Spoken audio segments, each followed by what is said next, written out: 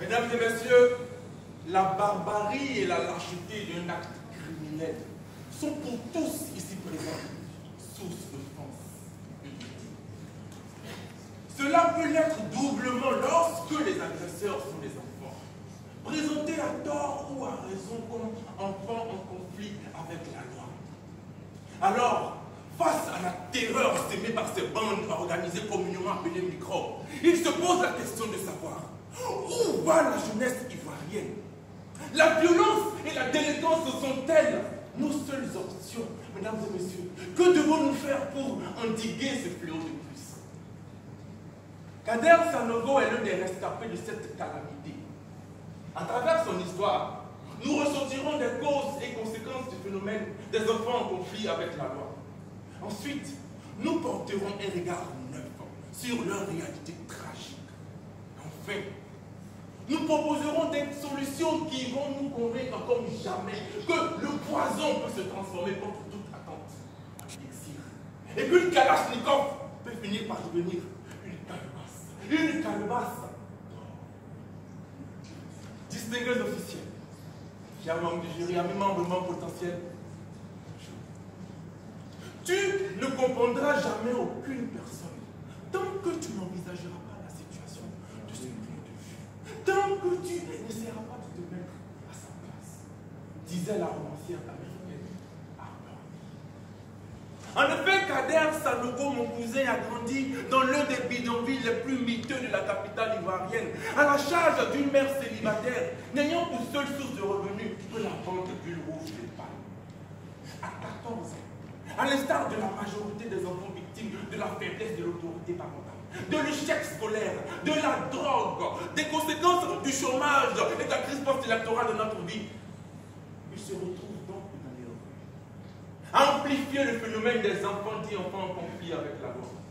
Phénomène dont les conséquences pour nous sont les sécurités urbaines, fragilisant l'économie de notre pays du fait de la mauvaise image véhiculée auprès des investisseurs étrangers. C'est donc au complice de ce délit qu'il atterrit naturellement en prison.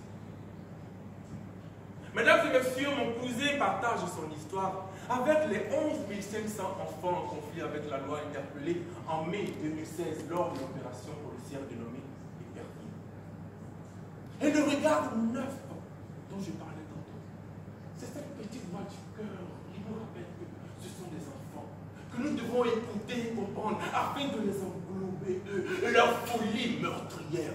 Au plus auditoire, le regard neuf en question, ça veut se rendre compte que ce sont d'abord des parents irresponsables qui livrent leurs propres enfants à la rue, augmentant ainsi leur malchance de rencontrer la substance tueuse. Le regard neuf, c'est lorsque notre colère baisse, en comprenant que ce ne sont que des victimes des systèmes qui les a utilisés en tant qu'enfants soldats pour les transformer en de véritables poisons pour tous. Fort heureusement, ce poison peut se transformer en élixir. C'est à ce moment précis de notre histoire qu'elle entre en scène et prend ses responsabilités. Cette âme valeureuse, cette mère courageuse décide de se dresser seule contre tous pour sauver l'enfant microbe, son fils Kader. Alors, à coup d'un plaidoyer incroyable, elle le sort de prison. Une fois libre, elle se met entièrement à son écoute, analysant chaque paramètre de la volonté de l'enfant avec une dextérité scientifique. Puis, elle lui offre des choix et des opportunités pour lui manifester ensuite une patience et une bienveillance allant au-delà de son immense amour maternel pour enfin réussir à transformer Kader, surnommé dans la rue la Kalachnikov, en un homme responsable qu'elle avait surnommé sa calebasse.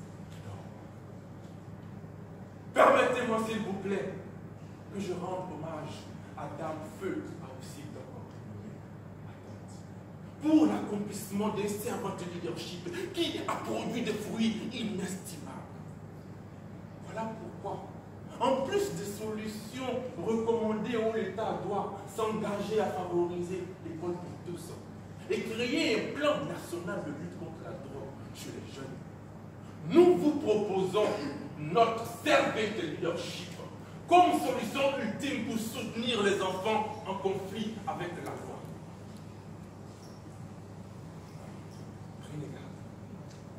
Les 12 principes du servant leadership commencent par votre écoute attentive.